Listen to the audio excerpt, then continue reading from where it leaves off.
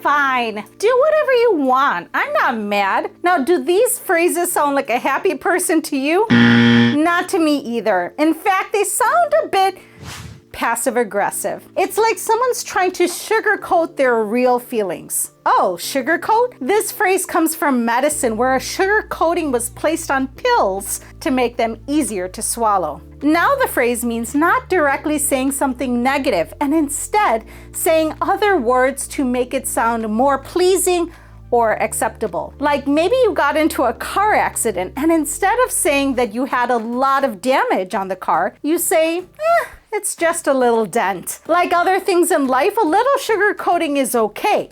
However, too much sugar coating can make people feel like you're lying to them or that you're not as serious as you intend to be. Today, we'll look at some passive-aggressive business communication and how you can avoid these same mistakes in your own emails. Stay tuned because I'll also share with you how to identify when someone is being passive-aggressive to you and what to do about it. Phrase number 1 is, sorry if you found me unclear.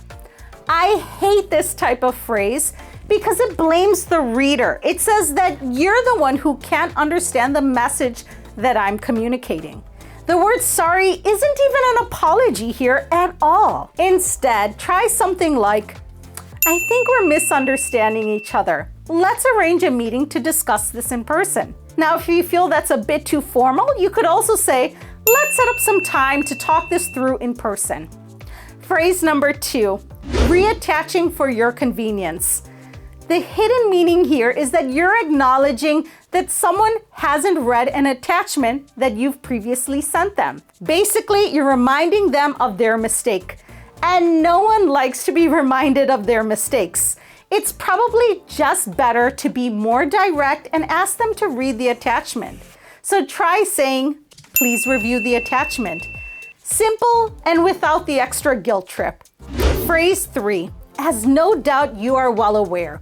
Now, people use this phrase when they want to point out that something is common knowledge and well known. It implies that the writer shouldn't have to explain this, but they are because of the reader's ignorance and possible stupidity. Now, does that sound like a team player?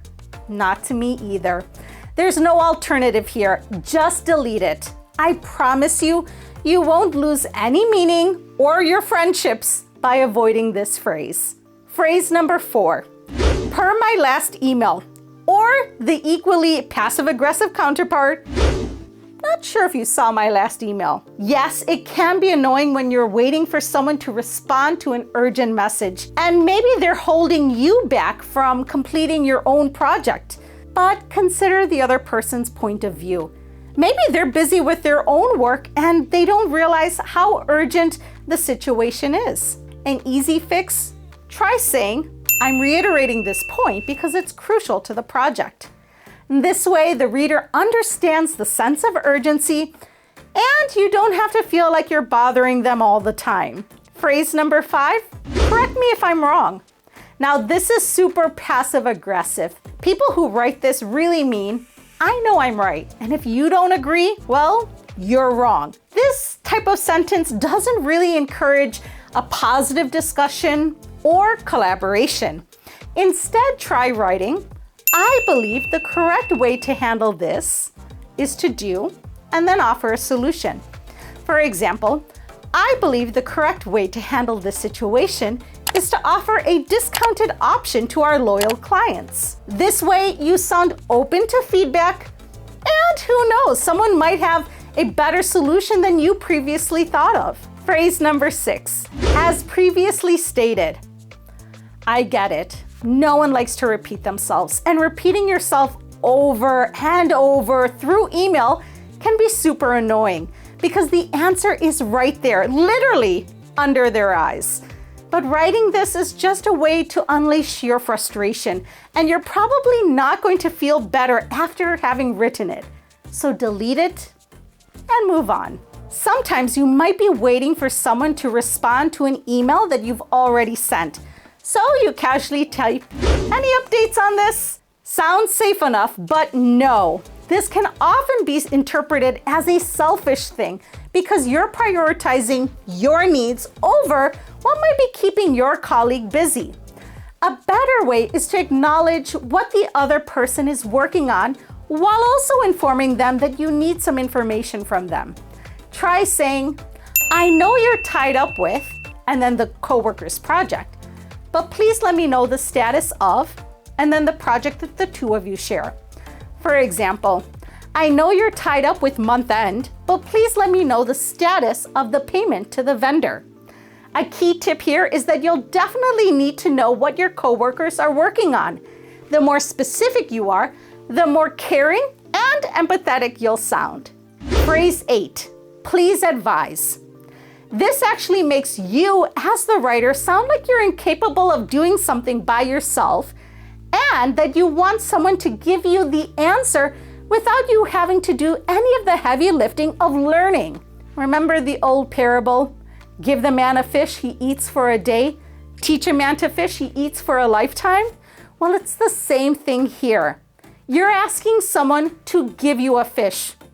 Wouldn't you want to learn how to fish? No one wants to feel like you're taking advantage of them. So instead, acknowledge why you might need their help, and I promise you, your coworker will be receptive. A good alternative here is to write, I need your guidance with this because. Phrase number 9, thanks in advance. So I understand that you want to show appreciation and gratitude to someone for helping you. But this reads as, I expect you to complete this task even if you haven't agreed to it. A simple thank you or even I appreciate your help with this would sound much more polite. Phrase 10. Have you ever seen the phrase, a friendly reminder in the subject line of an email? This is rarely ever friendly and more often passive aggressive. But what do you do if you still need to give someone a reminder? Well, be more direct.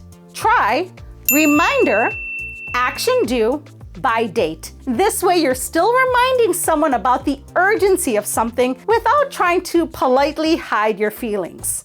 Now let's go through some general tips for not writing passive-aggressive emails. First, avoid writing or responding to emails when you're frustrated or angry. Now remember, business is always logical, but people are always emotional.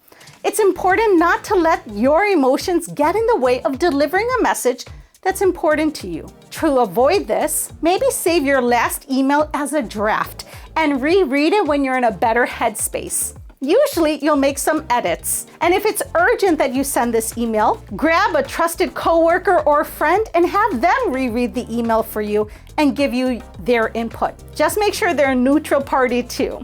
Secondly, always give someone the benefit of the doubt. Remember that they probably have good intentions and they don't mean to make your job any harder. The other person is probably a great teammate and not trying to sabotage your career.